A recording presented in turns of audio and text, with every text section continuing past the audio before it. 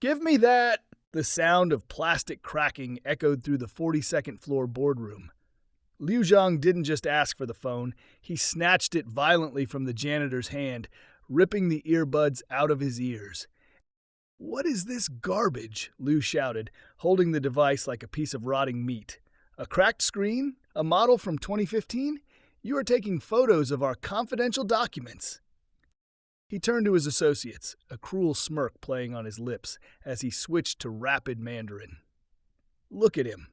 He stands there like a cow waiting for the slaughter. Americans are so pathetic. He doesn't even know I'm about to destroy his entire company." Jake Chen didn't flinch. He didn't blink.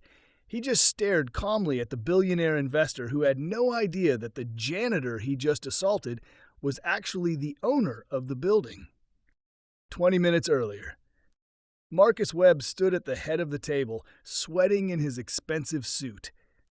"Gentlemen, what you're looking at is the future of quantum encryption," Marcus said, his voice dripping with rehearsed confidence. "Data Fortress isn't just another cybersecurity startup. We're the only company in North America with a functioning quantum key distribution system that's actually scalable." Liu Zhang, the lead investor, leaned back in his chair. His suit probably cost more than most people's cars. He didn't look impressed. Jake Chen pushed his cleaning cart quietly along the far wall, the wheels squeaking slightly against the polished marble floor. His hoodie was faded gray, the kind you'd find at a thrift store. His jeans had a stain on the knee. The mop bucket sloshed as he moved. "The projected valuation puts us at $800 million, Marcus continued. "With your investment of $250 million, we can scale production and dominate the Asian market within 18 months. Liu's phone buzzed. He glanced at it, then his eyes drifted toward Jake.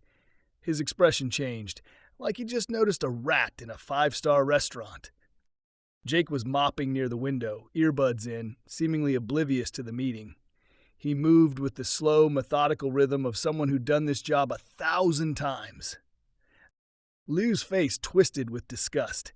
He said something sharp to his associates in Mandarin. They both looked at Jake and smirked. Marcus noticed the distraction.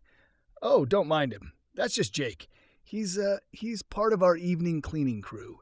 Usually he comes after hours, but we had a coffee spill earlier and..." Liu stood abruptly. He walked directly toward Jake, his leather shoes clicking against the floor with aggressive precision. Jake had his back turned, running the mop across the baseboard. Liu reached out and snatched the phone right out of Jake's hand. The earbuds yanked free. "What is this garbage?" Liu's voice was ice. He held up the phone like it was contaminated. "A phone from 2015? You're taking photos of our confidential documents, yes?"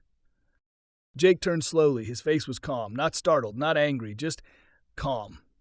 "Sir, I wasn't..." "Security!" Liu shouted, cutting him off. He turned toward Marcus, his face red. "Is this how American companies protect intellectual property? You let industrial spies wander your executive floor with cameras?" Marcus's face went pale. "Mr. Liu, I assure you he's just the janitor. He doesn't even..." "Call immigration." Liu threw the phone onto Jake's cleaning cart.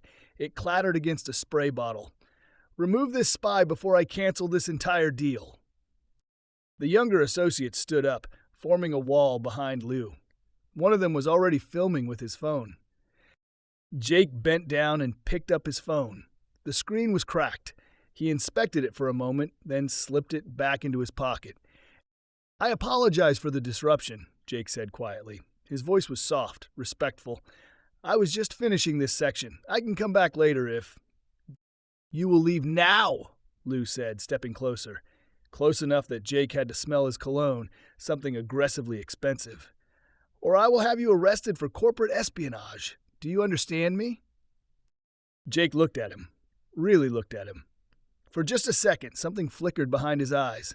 Something cold and calculating. Then it was gone. "I understand, sir." Jake gripped the mop handle. "But I do need to finish this area. Building policy. If there's still water on the floor when the meeting ends, it's a liability issue." Marcus rushed over, his hand outstretched in apology. "Jake, buddy, just take a break, okay? Come back in an hour. Mr. Liu is absolutely right. We need to maintain confidentiality during sensitive negotiations." He grabbed Jake by the shoulder, steering him toward the door. Jake didn't resist. He let Marcus guide him, the mop bucket rolling behind him. But as he reached the doorway, he paused. He looked back at the table, at the presentation screen showing Data Fortress's proprietary formulas, at the unsigned contract sitting in front of Lou's seat, at the three men who were now laughing and speaking rapidly in Mandarin. "1 hour," Jake said.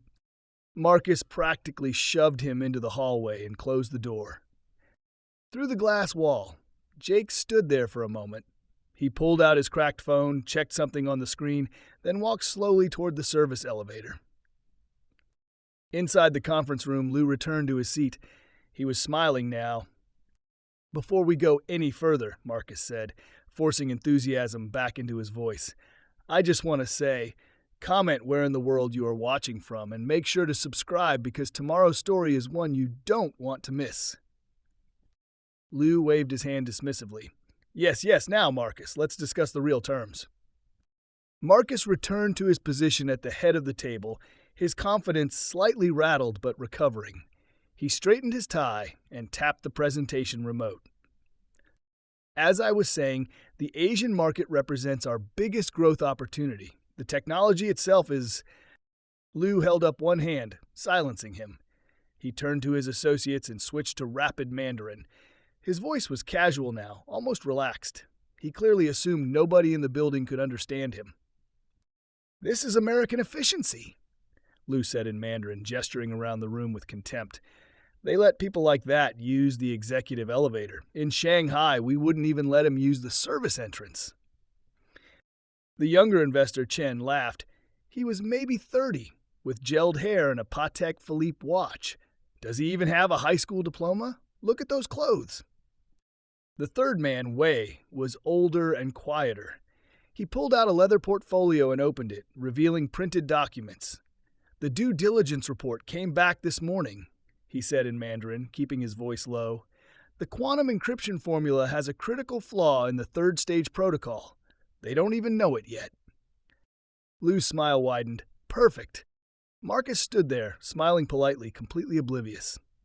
"Gentlemen, if you need translation services, I can..." No, Lou said, switching back to English. His accent was crisp, educated. "We were just discussing how impressive your facilities are. Please continue." Marcus beamed. He clicked to the next slide, a financial projection showing exponential growth curves. Liu leaned toward Wei and continued in Mandarin. "The contract clause we prepared, it's in Article 15, subsection C, written in traditional Chinese characters, buried in the liability section. 90 days after signing, all intellectual property rights transfer to our Hong Kong subsidiary for quality assurance purposes." Wei nodded. The lawyers confirmed it's legally binding in international court.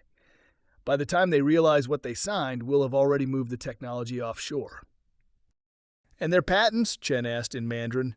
"Worthless," Lou replied. "We'll modify the formula by 8%. Just enough to file it as a new invention in China. Their American patents won't apply. We'll be selling their own technology back to them within 6 months." Chen pulled out his phone and took a photo of the quantum formula displayed on the screen behind Marcus. Then another photo of Marcus himself, mid-presentation, his mouth open as he gestured enthusiastically. "This is going on Weibo," Chen said in Mandarin, typing rapidly. "Look at this stupid American. He thinks he's selling us technology. He doesn't even know we're buying a broken product just to acquire the client list." All three men chuckled. Marcus noticed the phone activity. "Oh, are you documenting for your team back home? That's great. We're very proud of our work here." "Yes," Lou said in English, his face serious and respectful. "Very impressive, very American innovation." In Mandarin, he added, "Like watching a pig try to sell itself to the butcher." The door opened quietly. Jake entered, pushing his cleaning cart. The squeaky wheel announced his presence. He'd removed his earbuds this time. His face showed no emotion, just the blank, tired expression of someone working a night shift. Marcus noticed him and stiffened. "Jake, I said 1 hour." "There's a spill by the coffee station," Jake said softly, pointing to the corner where a small credenza held a coffee maker. Building manager said it's a safety hazard. Needs to be cleaned immediately. Lou's face darkened. He started to stand. Jake held up one hand. I'll be very quiet, sir. You won't even know I'm here. He moved to the corner with his supplies, crouching down with a spray bottle and cloth. His back was to the table. His hoodie hood was up now, covering his face. Marcus looked at Lou apologetically, but Lou had already dismissed Jake's existence. He turned back to Wei. The offshore accounts are ready? Lou asked in Mandarin. Bank of East Asia Hong Kong branch, Wei confirmed in Mandarin. 3 separate accounts under the Shell Corporation names. Account numbers ending in 4723, 8156, and 9902. The moment the IP transfers, we liquidate the American subsidiary and move everything through the Cayman structure. Jake wiped the coffee station slowly, methodically. His movements were almost robotic. The spray bottle hissed. The cloth made small circular motions against the wood surface. Liu continued, his voice gaining confidence. In Mandarin, he said, Marcus thinks this is a partnership. He has no idea we've already hired 3 of their senior engineers. They start with us next month. Full access to the source code, development notes, everything. The non-compete clauses? Chen asked in Mandarin. Meaningless in China, Liu said, waving dismissively. By the time their lawyers file paperwork in Beijing, we'll have reverse-engineered everything and filed our own patents. Their American legal system is so slow, so expensive. They'll give up. Wei pulled out the contract from his briefcase, a thick document with tabs and sticky notes marking various sections. Should we present this now? Wait, Liu said in Mandarin. Let him finish his little presentation. Let him think he's in control. The more desperate he appears, the less he'll read the fine print. Marcus was on slide 15 now, talking about market penetration in Southeast Asia. His voice had that slightly manic quality of someone who knew his company was running out of runway. Our burn rate is actually very manageable, Marcus said, his smile tight. With your investment, we can extend our operating capital for at least 24 months while we... How much cash do you have left? Liu asked in English, his tone sharp. Marcus hesitated. Well, our current reserves are... $4 million, Liu said flatly. You have $4 million left. Your last funding round was 18 months ago. You've been trying to close a deal for 7 months. 3 other investment groups passed on you. The room went silent. Marcus's face flushed. Our financial statements are strong. We're positioned for... You're desperate, Liu said in English. Then switching to Mandarin, look at him sweat. He knows I'm right. Wei leaned in and spoke quietly in Mandarin. The company will be bankrupt in 4 months without this deal. We could wait and buy the assets for 10 cents on the dollar in bankruptcy court. No, Liu replied in Mandarin. Then we don't get the client contracts. We need those Fortune 500 relationships. That's the real value. The technology is secondary. Chen laughed and said in Mandarin, We're not buying his encryption system. We're buying his address book. Liu nodded. In Mandarin, he continued, Exactly. And the best part, he'll sign the contract, celebrate for 3 months, then watch everything disappear. By the time he realizes what happened, I'll be back in Shanghai, unreachable. Jake's hand paused for just a fraction of a second on the coffee station, then continued wiping.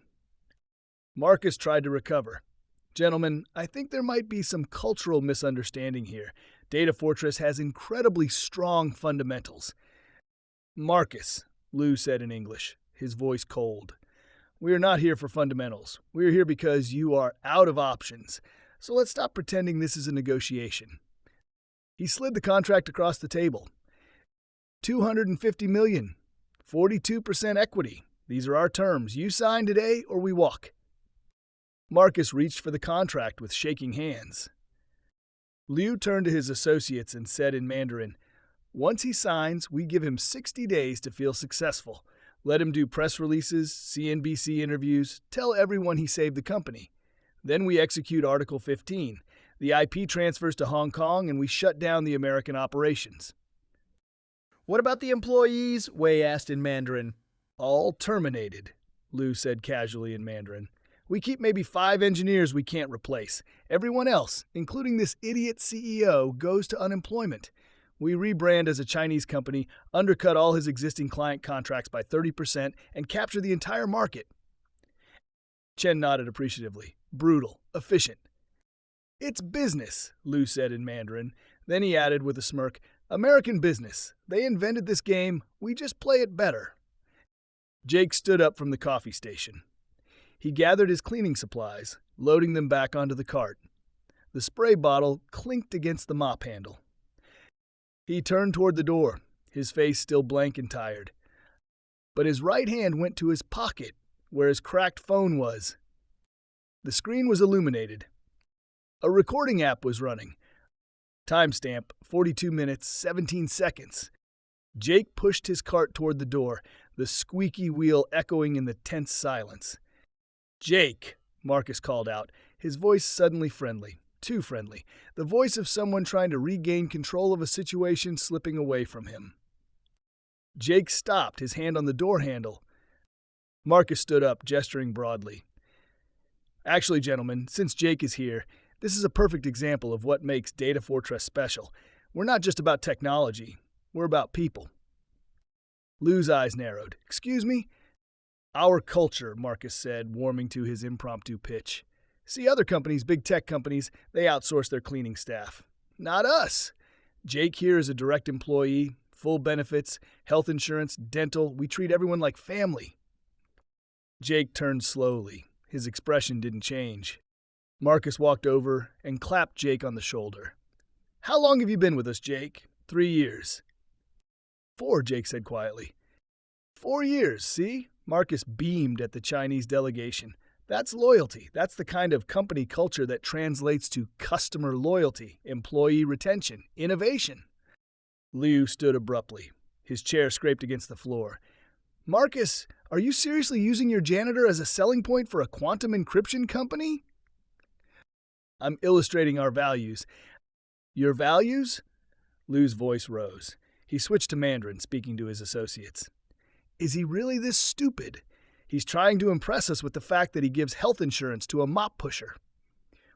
Chen was already laughing, his phone out and recording. "This is unbelievable," he said in Mandarin. "I'm sending this to the investment group chat. Nobody will believe this actually happened." Wei shook his head, speaking in Mandarin. "In China, a CEO who behaved this way would be removed by the board within 24 hours. This is embarrassing." Liu turned back to Marcus, switching to English. "Let me be very clear. I don't care about your janitor. I don't care about your culture. I care about technology and profit margins. That's it." Marcus's smile faltered. "Of course, I just meant—" "Jake," Liu said, turning his attention fully to him for the first time. His eyes traveled from Jake's worn sneakers to his stained hoodie with unconcealed disgust. "How much does Marcus pay you?" Jake met his gaze. "That's between me and my employer, sir." $15 an hour? Liu guessed. 16? Let me guess. You work 40 hours a week, and you're still on food stamps because this genius CEO can't afford to pay living wages while burning through $4 million a month? "Mr. Liu," Marcus started, "that's really not—" "Answer the question, Jake," Liu said, his voice sharp. "How much?" Jake was silent. Chen circled around, recording from a different angle. He spoke in Mandarin. "Look at him. He can't even defend himself. This is what American dignity looks like."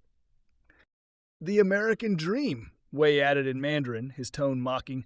"Work 4 years mopping floors for a failing company and maybe you'll get dental insurance." Liu stepped closer to Jake, close enough that Jake had to look up slightly to maintain eye contact. "You know what's sad?" Liu said in English. "You're probably more honest than your CEO. You show up, do your job, don't steal. But in 5 months when we shut down this company, you'll be the first one unemployed. Marcus will get a severance package. The engineers will find new jobs. But you?" He gestured at Jake's cleaning cart. "You'll be pushing that cart somewhere else, making the same $15 an hour, because that's all you're worth in this country." The words hung in the air. Marcus looked like he wanted to intervene, but couldn't figure out how without making things worse. Chen was still recording, narrating in Mandarin.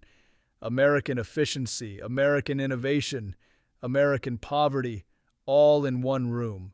Jake's jaw tightened, just slightly, the first crack in his calm exterior, but his voice remained level.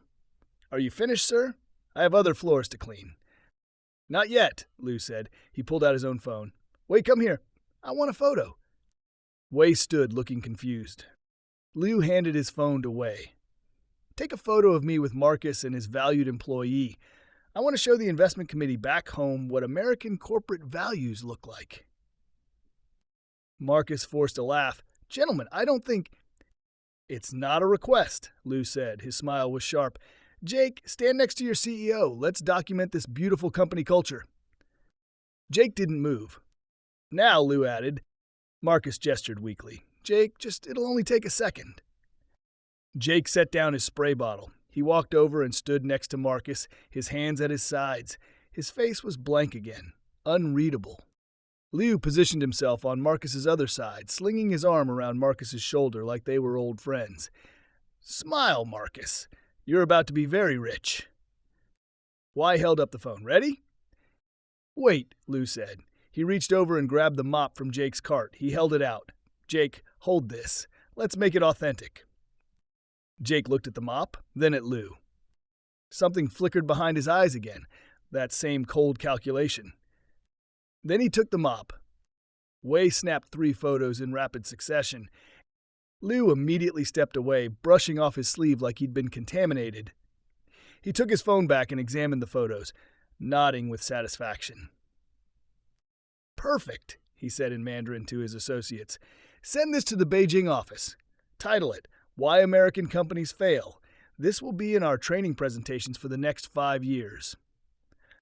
Chen was typing on his phone. "Already posting it. Weibo, WeChat, LinkedIn. The hashtag is American Innovation." Within 30 seconds, Chen's phone started buzzing with notifications. He glanced at the screen and laughed. "It's already getting comments." Someone wrote, "At least the janitor has honest work. The CEO is selling air." Liu turned back to Jake, switching to English. "You can go now. Thank you for your contribution to our due diligence process." Jake returned the mop to the cart. He looked at Marcus. Marcus wouldn't meet his eyes. "Mr. Webb," Jake said quietly, "do you need me to leave?" Marcus cleared his throat. Just for now, Jake. We're in the middle of something sensitive. Come back tomorrow for the boardroom, okay?" Jake nodded once. He gripped the cart handle. "Actually," Liu said, holding up one finger. "One more question, Jake." Jake stopped. "Do you know what this company does? What quantum encryption is?" "I understand the basics, sir." "The basics," Liu repeated, his tone dripping with condescension. He switched to Mandarin, addressing his associates. "The janitor understands the basics. Maybe we should hire him as CTO." Chen and Wei laughed. Liu continued in Mandarin. "This is perfect.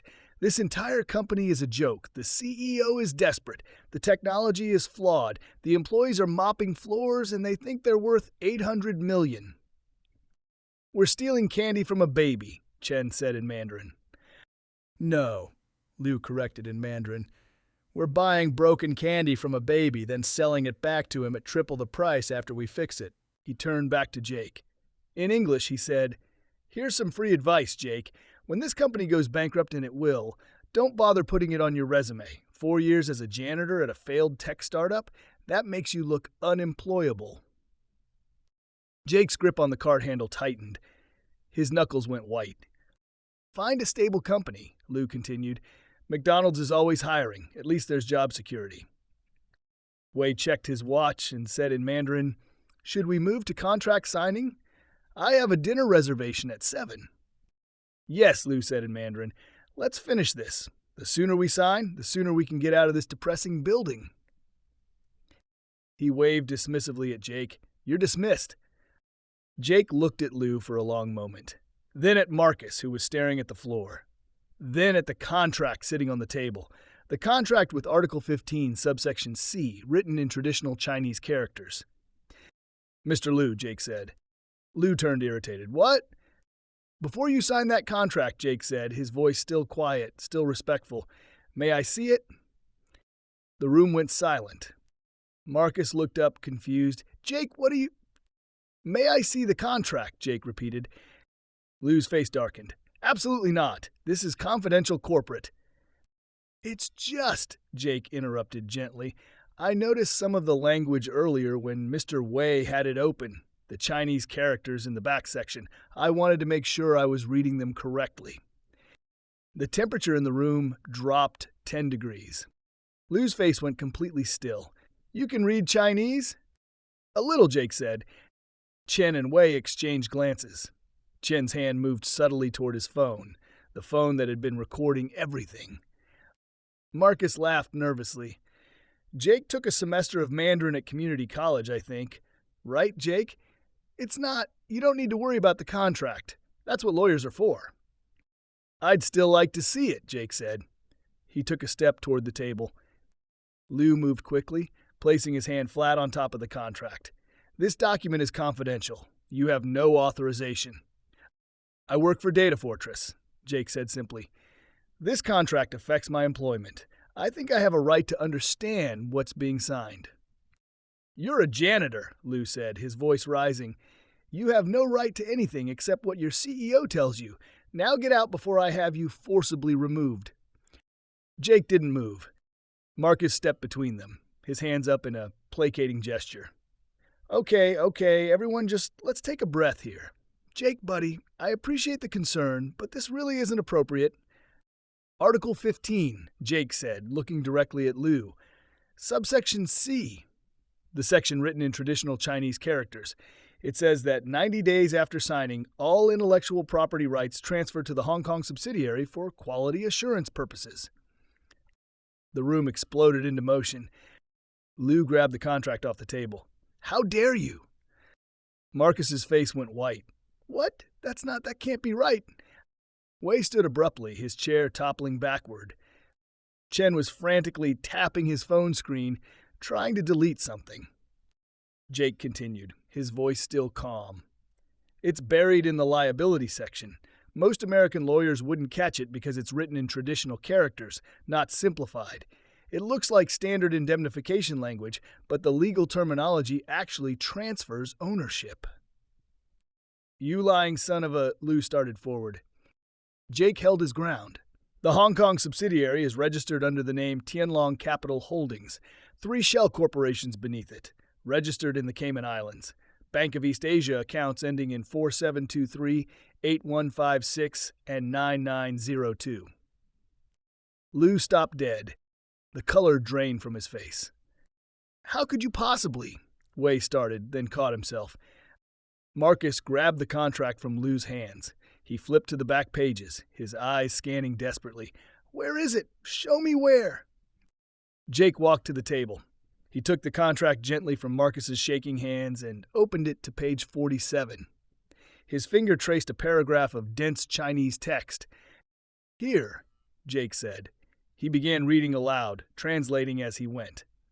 Per the agreement of both parties, all proprietary technologies, patents pending and approved, trade secrets, and associated intellectual properties shall be transferred to the designated secondary entity, that's the Hong Kong subsidiary, for purposes of quality verification and international standards compliance. Said transfer shall occur no later than 90 days following initial execution of this agreement. Marcus stared at the page. But that means... It means they were never buying into your company, Jake said quietly. They were buying your company. After 90 days, they'd own everything. The American subsidiary would be an empty shell. They'd terminate everyone, refile the patents in China under modified specifications, and sell the technology globally without paying you another cent. Liu's shock was transforming into rage. You have no idea what you're talking about. That translation is completely... Incorrect, Jake finished. He looked at Lou. Should I continue? Or would you like to explain the part about hiring 3 of Data Fortress's senior engineers? They start next month, correct? Full access to source code? Chen dropped his phone. Wei sat down slowly, his face ashen. Marcus looked like he might vomit. You were going to steal everything? This is corporate espionage, Lou said, pointing at Jake with a shaking finger. He's obviously been hired by a competitor to sabotage this deal. Marcus, if you believe one word from this nobody. Jake reached into his hoodie pocket. He pulled out his phone. The cracked screen was still illuminated. The recording app was still running. Timestamp 1 hour, 14 minutes, 36 seconds. Jake set the phone on the conference table. The recording app was visible to everyone.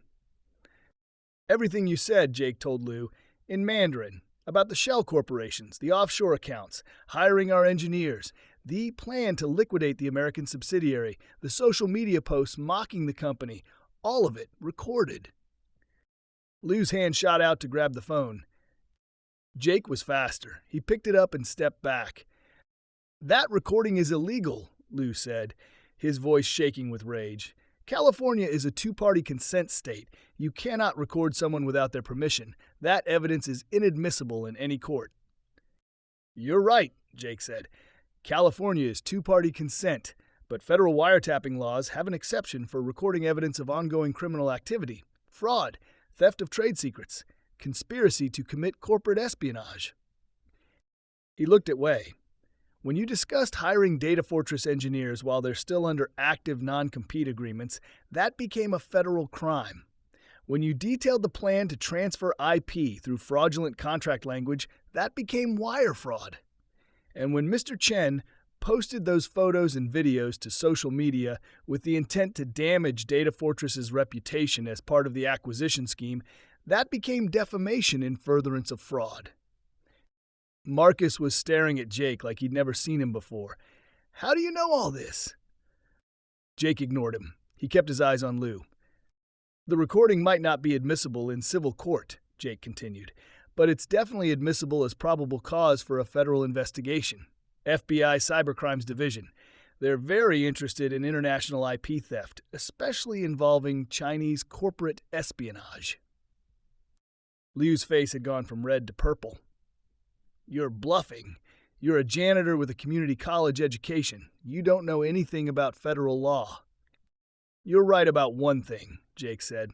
I am bluffing about something. He reached up and pulled back his hoodie. Then he unzipped it. Underneath was a tailored dress shirt, charcoal gray, custom fit, the kind that cost $600 at Nordstrom. He shrugged off the hoodie completely and draped it over the back of a chair. His jeans, which everyone had assumed were stained and worn, were actually selvage denim, expensive Japanese raw denim with deliberate fading. On his wrist, previously hidden by the hoodie sleeve, was a watch. Not a Rolex, something more understated, a Jaeger-LeCoultre Reverso. Marcus took a step backward. Jake, what is... Jake reached into his back pocket and pulled out a slim leather wallet. He extracted a card and placed it on the conference table. It was an ID badge, Data Fortress security, executive-level access. The photo showed the same face but cleaned up, professional. The name read Jake Chen, founder and CEO. Marcus grabbed the edge of the table for support. That's not possible. I'm the CEO. I founded this company. You're the acting CEO, Jake corrected quietly. I stepped down from daily operations 2 years ago. Put you in charge while I dealt with some family issues in Sichuan province. My mother was sick. I needed to be in China for 18 months. He looked at Lou. That's where I learned your company's reputation, Mr. Liu. Tianlong Capital Holdings. You've executed this exact scheme 4 times in the last 6 years. Shanghai District Court has 3 active cases against you for IP theft and fraudulent acquisition practices. Liu's mouth opened. Nothing came out. Jake picked up his phone again and tapped the screen. I'm not bluffing about the recording, but I was bluffing about one thing. I didn't just record your conversation today. He turned the phone toward them. On the screen was a video call interface. 4 faces stared back from the display. Data Fortress's lead counsel, the CFO, the head of security, and a woman in a dark suit with an FBI badge visible on her lanyard. They'd been watching the entire meeting. Everyone, Jake said calmly. I believe you've heard everything?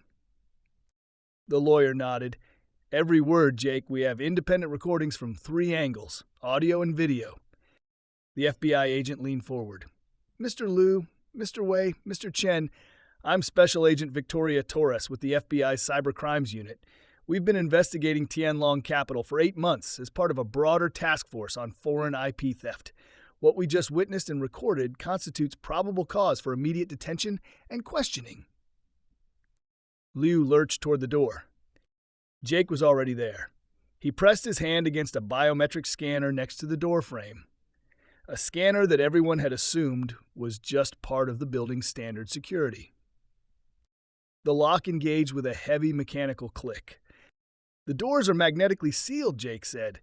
"Executive override. They won't open until I release them, or building security manually disengages from the control room." Liu threw himself at the door, yanking the handle. It didn't budge. "Open this door," he shouted. "This is kidnapping. This is illegal detention." "It's a security lockdown," Jake said. "Completely legal when there's evidence of corporate espionage occurring on company premises. The police are already on their way." Chen was frantically swiping his phone. "No signal. He's blocking the cellular." "Faraday cage built into the walls," Jake confirmed. "This is our secure negotiation room. No signals in or out except hardwired connections. We use it when we're discussing classified contracts with defense contractors." Wei had gone completely silent. He'd collapsed back into his chair, his head in his hands. Marcus was still standing in the same spot, frozen. "Jake, I don't understand. If you're the founder, why the whole janitor thing? Why let them—" "Because I needed to know who I was really dealing with," Jake said. He walked to the head of the table, the position Marcus had occupied earlier. "When you came to me 3 months ago saying we had interest from Tianlong Capital, I did my research. What I found was concerning, so I decided to come back early from China and see for myself." He looked at Marcus. There was no anger in his expression, just disappointment. "You were going to sign that contract, Marcus, without reading it, without having our legal team review the Chinese sections. You were so desperate to save the company that you would have handed everything away." Marcus's face crumpled. "I was trying to save us. We're almost out of cash. The board was talking about liquidation. I thought—" "You thought wrong," Jake said quietly. "We're not out of options. We have 3 other term sheets that I've been negotiating privately. Real investors. People who want a partnership, not a hostile takeover disguised as an investment." He turned back to Liu. "But I needed proof. I needed to document exactly what Tianlong does to American companies. So I put on old clothes, grabbed a mop, and waited to see how far you'd go." Jake pulled out a different phone from his pocket. This one was new, expensive. He unlocked it with his thumbprint and pulled up a folder. 3 cameras in this room," he said. 2 hidden in the ceiling smoke detectors. 1 in that digital picture frame on the credenza. They've been recording since you walked in. Video and audio. 4 angles." He swiped through the footage. Liu screaming at the janitor, Chen recording for social media, Wei discussing the offshore accounts, all of it crystal clear. "But the best part," Jake continued, "is that you gave me everything I needed in Mandarin. You thought you were safe because the stupid Americans couldn't understand you." He set the phone down and looked directly at Liu. Then he spoke. The words flowed in perfect but not the crisp, educated Beijing dialect that Liu had been using. It was Sichuan dialect, rural, working class, the kind of accent that marked you as coming from the provinces. "You said American companies are lazy pigs," Jake said in Sichuan-accented Mandarin. "You said we're too stupid to protect our own technology. You said Chinese business people play this game better than we do." Liu's eyes went wide. Jake continued in Mandarin, his accent thick and unmistakable. "My mother is from a village outside Chengdu. I spent every summer there as a child. When I went back 18 months ago to care for her, I lived in that village, spoke nothing but Sichuan dialect for a year and a half. The local old women thought my accent was funny because I'd been in America too long." He smiled. It wasn't a friendly smile. "But I guess I still remember enough to understand every single word you said." Chen made a choking sound. Jake switched back to English. "Let me see if I got this right.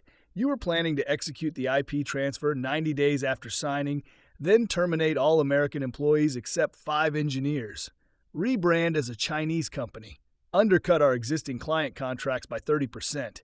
File modified patents in China to avoid our American protections. And sell our own technology back to us within 6 months.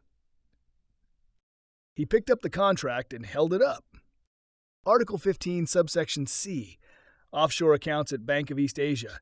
Shell corporations in the Caymans. You've done this before successfully to 4 other American tech companies. Jake tore the contract in half. The sound was shockingly loud in the silent room. Not this time. Liu lunged across the table at Jake.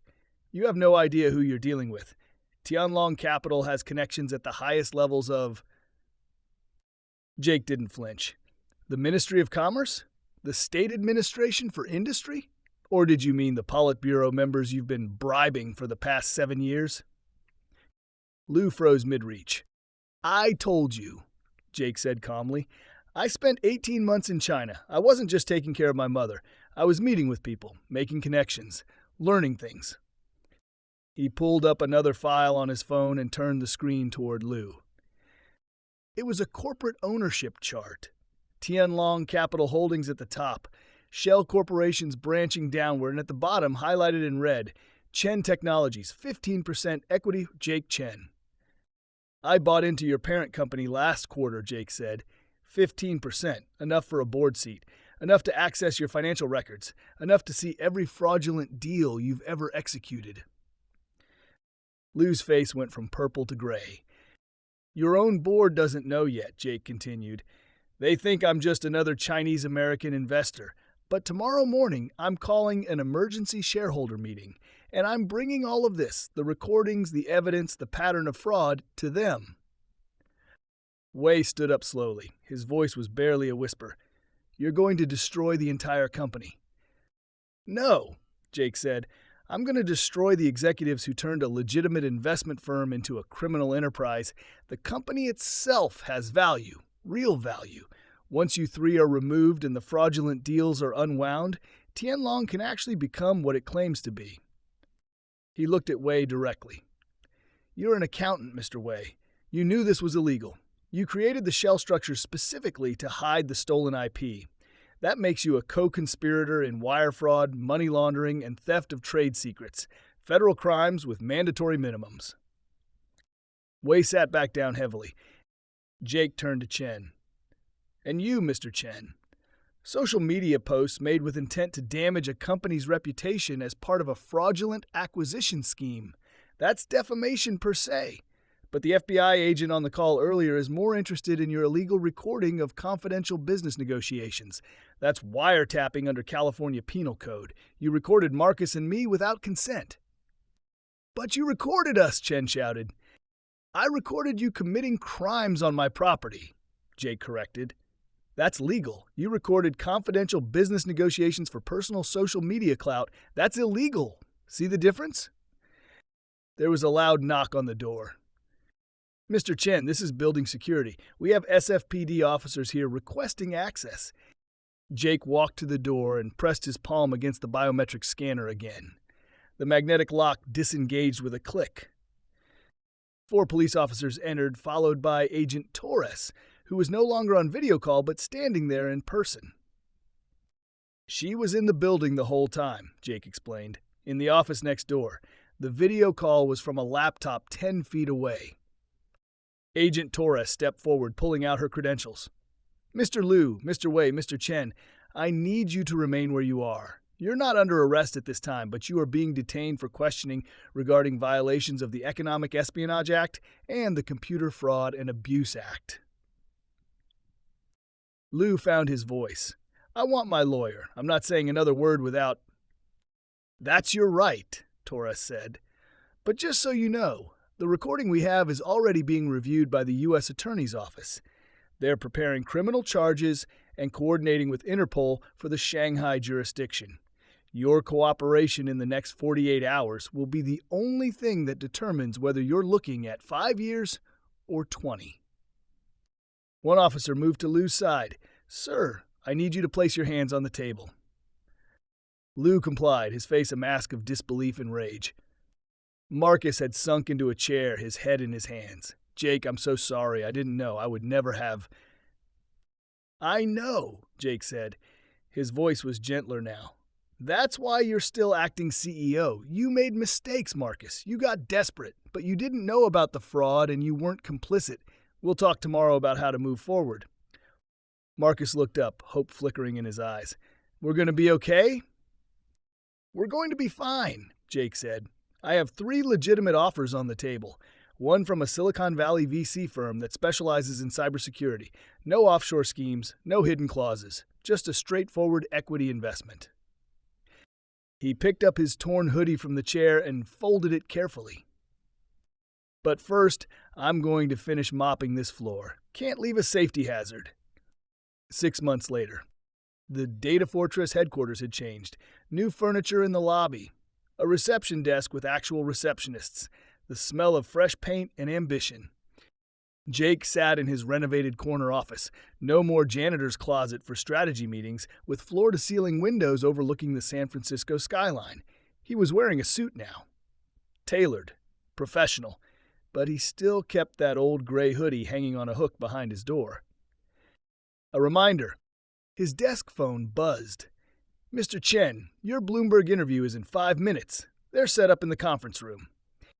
"Thanks, Susan. I'll be right there." He stood and straightened his tie.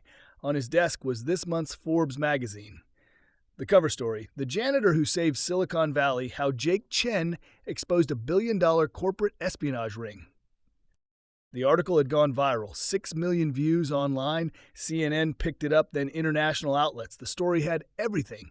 Deception, justice, a David versus Goliath twist that people couldn't stop sharing. Jake walked down the hallway.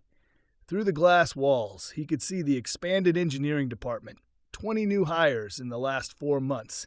The office was buzzing with activity. Marcus passed him in the hallway, carrying a coffee. He looked healthier now, less desperate. "Hey, Jake, good luck with the interview." "Thanks. How's the integration going with the new investors?" "Smooth. They love the quantum encryption upgrades. We should have the new product ready for launch next quarter." Jake nodded. Marcus had learned his lesson. He read every contract now, every page, every clause, sometimes twice. Across the world, in a detention facility outside Shanghai, Liu Zhang sat in a gray room wearing an orange jumpsuit.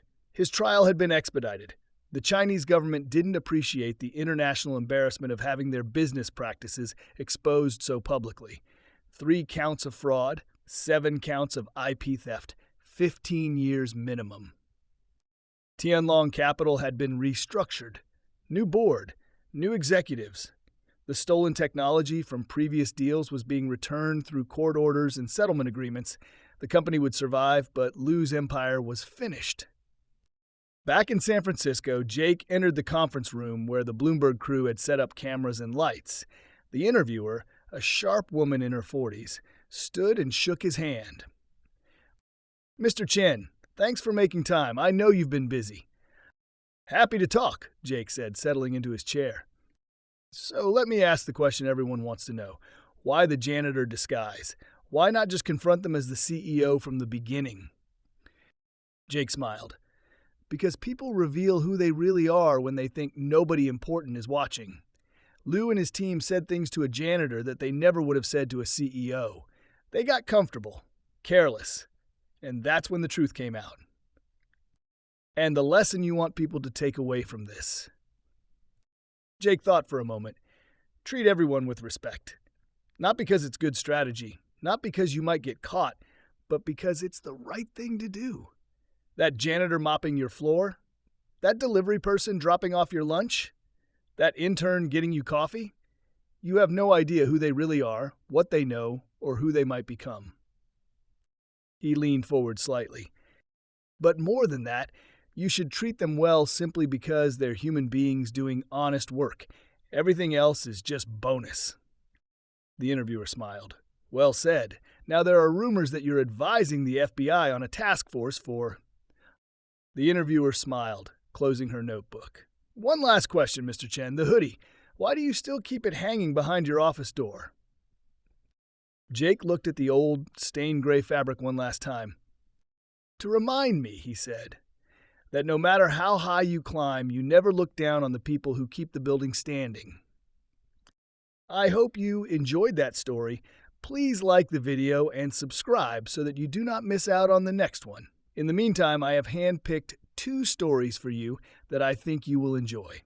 Have a great day.